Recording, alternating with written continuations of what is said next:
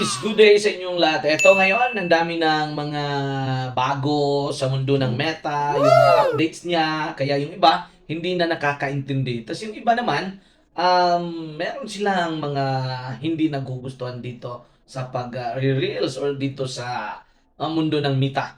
But guys, kung iisipin, gawin na lang natin na libangan para ikaw ay makapag-enjoy. Ito yung way na kapag ikaw ay may gustong gagawin, halimbawa, 'di ba, minsan meron tayong mga naiisipan na biglaan lang tapos wala tayong malabasan or ito yung ano bang tawag dito, ang social media, siya yung pupuntahan natin. Doon tayo magpo-post, yung iba naman is doon sa wall nila nagpo-post sila na kung ano yung mga nasa isip nila, kung ano yung mga plano nila in life. But dito talaga sa Meta World, talagang isipin mo na lang na yung iba kasi gusto nila private sila, yung private life nila hindi magagalaw. Eh paano yan private private yung life mo since pumasok ka na dito sa mundo ng Meta, no, di ba?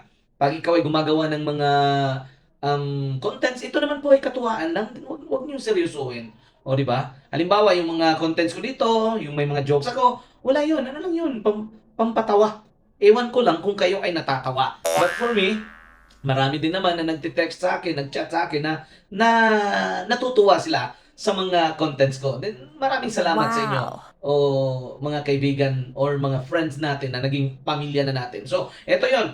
May ibang mga kaibigan din natin ng mga content creators na nagsasabi na hindi na nila nakikita yung mga friends nila nung una na hindi pa professional mode kasi yung makikita ni algorithm or ni Meta, yun yung mga halos lahat lang ng mga content creators ang makakakita dito kasi nagfa-follow na tayo sa isa't isa, 'di ba? Tapos yung mga kaibigan natin, hindi rin nila naiintindihan itong mga pinagagawa natin sa mundo ng Meta. Meron na naging singer tayo, naging dancer tayo, naging komedyante tayo, naging artista tayo dito. Kasi lahat ng mga contents natin is only for fun. Meron mga seryoso, pero mas nangingibabaw talaga yung mga katuwaan dito. Kasi nga, yun nga, content creator. Halimbawa, kung anong gustong content mo ang gawin mo. Halimbawa, ito ngayon, nag-i-explain ako sa inyo. Ito yung content ko na mag explain sa mga kaibigan natin kung bakit ganun. So, sa mga kaibigan ko, old friends ko sa mundo ng Facebook, pag-Facebook ko, and my personal friends, okay lang po ako at sa lahat ng mga kaibigan ko, naging bagong kaibigan ko dito sa mundo ng pagre-reels. Maraming salamat po sa inyo at sa mga suporta, sa mga reactions nyo, yung comments nyo sa mga post ko, sa Facebook Live ko na umaakyat kayo, andyan kayo nagsusuporta lalong-lalo na sa mga ka-team natin, yung Team JLC, John Lloyd Cruz de Italia. Maraming salamat sa inyo guys. And yung sa iba naman, mga ibang kaibigan ko na nasa hindi ka-team, sila yung nagbibigay din ng inspirasyon for me na talagang tuloy natin 'to kasi andito na tayo, eh, oh, 'di ba? Nung una sana gusto nating maging content creator but hindi 'yun ang tamang panahon, kundi ito na talaga na nangyari na yung, mga bagay na ninanais nung iba. So tayo 'pag andito na tayo, nag-monetize na tayo, so enjoy lang natin 'to. Huwag isipin yung pera kasi yung pera to follow 'yon, to follow na lang 'yon.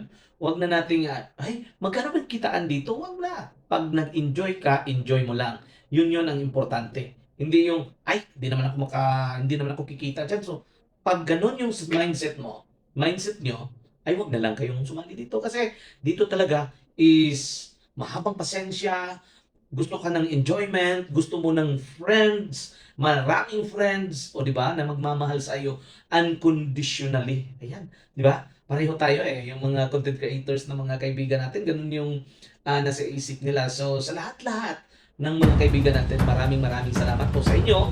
My name is Don Imo. Hello everyone!